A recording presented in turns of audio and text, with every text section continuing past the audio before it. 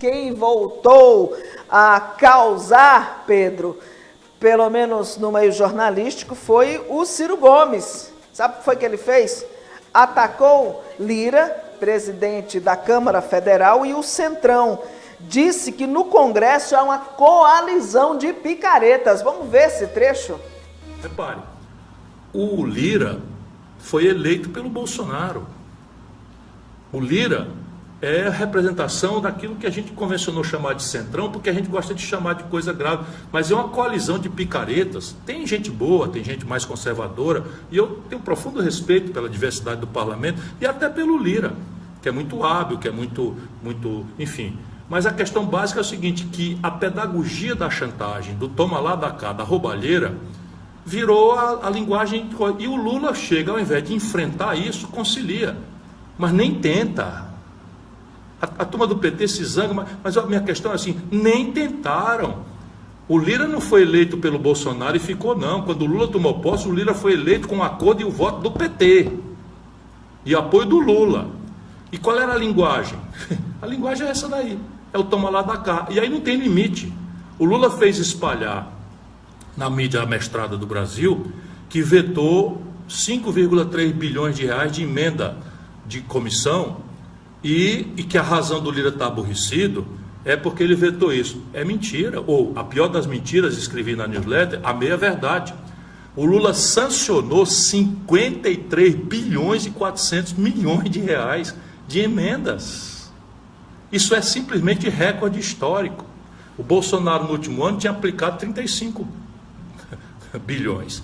35 bilhões e nós esculhambamos isso. O Supremo Tribunal Federal, que fez vista cega para essa esculhambação, quando o Lula toma posse, nessas coisas de olhar a lei conforme a conveniência política, isso está me incomodando profundamente, o Supremo acabou com as emendas do relator, o Lula restaurou com outro nome. Percebe, irmão? Então ele veta 5,6, faz essa onda, e sancionou 53,4 bilhões de reais de emenda. Sabe qual é a consequência disso? Não é essa coisa da roubalheira e da dispersão, que em si já são muito graves. A dispersão de recursos, sabe qual é a consequência disso? É que ninguém mais se elege deputado federal no Brasil se não for atualmente deputado. Não tem mais chance de um jovem entrar, porque, no mínimo, a cooptação de prefeitos e tal, com negócio de emenda sem limite, sem controle, sem nada, porque acaba roubar 20%, 15%, 30%, no mínimo é o começo. Mas a montanha de dinheiro, sabe quanto é que cada deputado manejou durante o primeiro ano do governo Lula? Cada deputado, 54 milhões de reais por deputado. Tira as exceções e vamos botar que ele tenha roubado 10%. Dá 5 milhões e 400 milhões de reais por ano. Só que agora aumentou muito a coisa. Então, repare, é uma distorção, é uma depravação orgânica. E a elite dizendo que é assim mesmo. Eu estou em pânico, ou não estou em pânico, porque eu virei agora só um crítico, né? Mas você quiser chegar lá para mudar isso, depois do que o Lula está fazendo, vai ficar difícil. Mas tem como mudar. Como? É uma obviedade. A democracia brasileira é uma democracia do século XIX. Ninguém mais no mundo pratica a democracia do século XIX, quando as distâncias eram muito grandes, não existia internet, não existia televisão, não existia comunicação. E aí você então inventou esse sistema de democracia representativa. Você vota num deputado, o deputado pega um navio, vai para o Rio de Janeiro, passa 8 dias na travessia, aí manda um cabograma para o cabo eleitoral dele para receber pelo correio depois de 3 dias, 4 dias e tal, e aí vai se fazer na estrutura representativa. Irmão, isso tudo é lixo modernamente. O mundo inteiro avançou para elementos de democracia direta quando se trata de decisões estratégicas da sociedade. Isso não é assim na China, não, isso é assim nos Estados Unidos. Eu me lembro, garoto, assim, eu fui convidado pelo Departamento de Estado americano, essas coisas de propaganda deles, e eu pedi para assistir. Assisti um plebiscito em São Francisco, na Califórnia, em que a proposta era de aumentar o imposto. Eu digo, vai tomar uma surra. E deu 70% sim, para aumentar o imposto, porque lá esse imposto era vinculado ao financiamento da educação. E isso é o que nós temos que fazer, está previsto na Constituição brasileira. E o que faz o Lula e o PT e os líderes da dita esquerda e do pensamento progressista brasileiro? Abandonam o povo no dia seguinte da eleição e passam a jogar o jogo dos barões da gestão da economia, o jogo do orçamento com os picaretas do Congresso e o jogo identitário com essa converseira mole aí, só papo furado em assuntos graves, mas que são de terceira geração na agenda identitária. Isso é o que está acontecendo com o Brasil. Tá aí a fala do Ciro Gomes. Ele postou esse vídeo nas suas redes sociais, chamando a Lira e o Centrão no Congresso, e resumiu como uma coalizão de picaretas. Disse que Lula é refém, né? Em outras palavras, óbvio. Disse que Lula se colocou, assim como Bolsonaro, Lula também se colocou nas mãos do Congresso, e disse que está mais difícil, Pedro, para quem quer entrar, quem quer se eleger deputado. Mas a política sempre foi difícil, né? Para quem quer ingressar nela. A prioridade, ou pelo menos as facilidades, elas existem para quem já está lá dentro, para quem já conhece o caminho das pedras. É o seguinte, Michele, eu vou dividir em alguns pontos esse comentário, porque eu até concordo em parte com o que o Ciro Gomes diz, quando tanto Lula, que o Lula está rendido, né? Está refém, feito refém da ideologia da política do Centrão, né? Que é a política do toma lá da cá.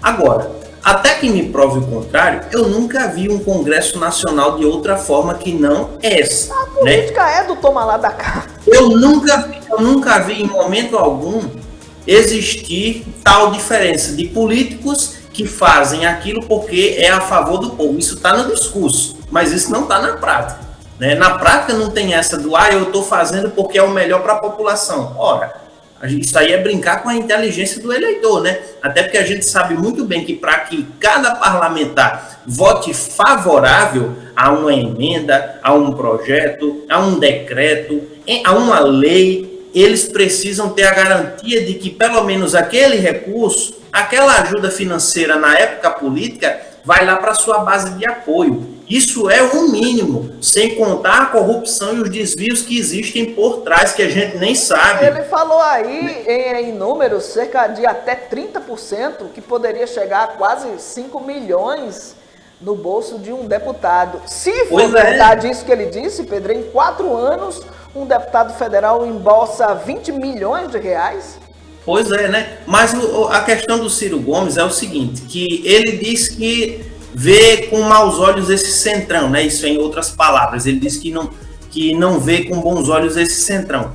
Porém, eu pergunto ao próprio Ciro, em qual categoria, em qual ideologia ele se encontra? Porque ora Ciro acena para a esquerda, ora Ciro acena para a direita. Ora, isso é uma categoria do Centrão, né? Que nem está com um, nem está com o outro, mas ao mesmo tempo conversa com os dois. Ele diz que isso saiu até uma pesquisa recentemente, pesquisa dele, né? Que ele é colocado como terceiro colocado nas pesquisas para presidenciáveis em 2026. Eterno terceiro lugar, né? Ele nunca sai dessa posição, nunca sobe nem desce, né? Desceu depois que veio a candidata do MDB, né, que conseguiu tirar essa marca do Ciro Gomes e colocá-lo para uma categoria mais abaixo, para um lugar mais abaixo, retirou do pódio. E que hoje é ministra, né, do governo. E hoje é ministra, né, ou seja, ela viu que ali ela precisava escolher um lado para poder fazer parte, para poder subir. Mas é assim, Pedro, a vida a gente precisa escolher um lado. Exato, ficar na coluna do meio, né? E é isso que eu não entendo, porque o Ciro Gomes, ele eu acho que eu já disse esse termo aqui, ele é um tecnocrata, né? Ele tem conhecimento de causa, ele é uma pessoa muito instruída, porém tudo que o Ciro fala é muito utópico, né? O Ciro acha que é possível combater a coalizão, o presidencialismo de coalizão do Centrão. Pelo jeito que ele fala, Pedro, dá a impressão que ele quer que o presidente, e aí eu não estou me referindo só ao Lula, qualquer presidente do Brasil chegue no Congresso virando a mesa, vou usar até aqui as palavras do general Heleno, virando a mesa, jogando as cartas e dizendo como tem que ser. E isso não funciona na política. Pois é, uma atitude de coronel, né? E a gente sabe muito bem que coronéis dentro da política não funcionam, eles não têm força alguma. O Bolsonaro provou o gosto disso, né? De tentar se colocar como muito macho, eu vou conseguir mudar isso, eu não vou me curvar ao centrão. Terminou se tornando uma tchutchuca do centrão, né? Como foi dito. Porque não há essa de lutar contra a maioria sem ter força, né? E não é força de quebrar tudo, não é a força que uma ditadura, por exemplo, pode colocar, porque a solução que veio na cabeça do Bolsonaro foi exatamente essa, para acabar com este presidencialismo de coalizão. Vamos instaurar uma ditadura, vamos instaurar um golpe militar e eu vou precisar do apoio de todos os meus ministros, vou precisar do apoio dos militares, vou precisar do apoio de outras categorias que não as das democracias de hoje, né? Que não os outros poderes. Ele queria acabar com o Congresso e queria acabar com o Judiciário, mas não deu certo, até porque golpe militar a gente sabe que não passará, não passaram e não passarão. É isso que a gente tem por aqui. Então Ciro Gomes, só para complementar, tá certo, Michele? Pois não. Ciro Gomes, vamos deixar de utopia e de ficar nessa coisa do sempre tem uma solução, mas o Ciro nunca dá uma solução plausível. Ele sempre fica naquela coisa utópica e não sai do que é eterno terceiro lugar.